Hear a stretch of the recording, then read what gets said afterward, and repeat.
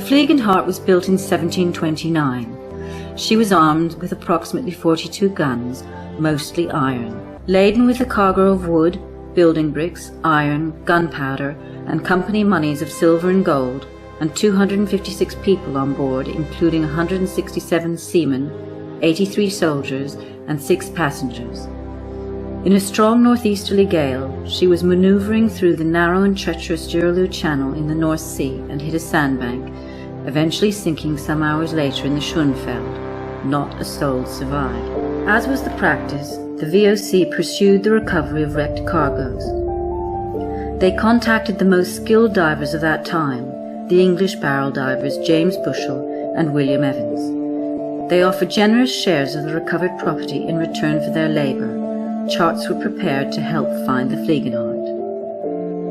Bushell never dived the wreck, but in 1736 Captain William Evans successfully found the site. Using a wooden barrel with viewing and hand ports, he recovered items including 4 bronze guns, 856 bottles of wine, and 4 silver ducatoons. But he found the visibility so poor and the conditions so dangerous that he did not return to the site.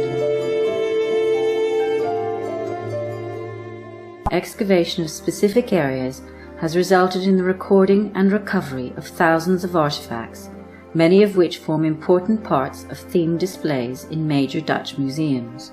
Since the sinking, layers of sediment have built over parts of the wreck. As the timbers of the hull are revealed by excavation, survey points are placed on the hull so that structure and objects can be positioned within the ship. Towards the port side of the ship, and amongst the debris of the collapsed upper structure, the contents from broken boxes litter the seabed, entwined with rope and rigging elements which once stood 100 feet above the decks.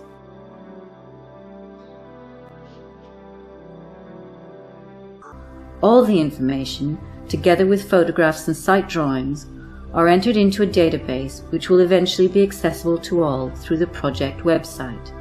The excavation of the Fliegenhart continues to provide tangible information through a study of the shipwreck and the artifacts recovered from within her, about life on board the vessel and what was required to support the community ashore. It is also providing first-hand information about how goods were packaged and loaded for these perilous journeys venturing to the edges of the known world.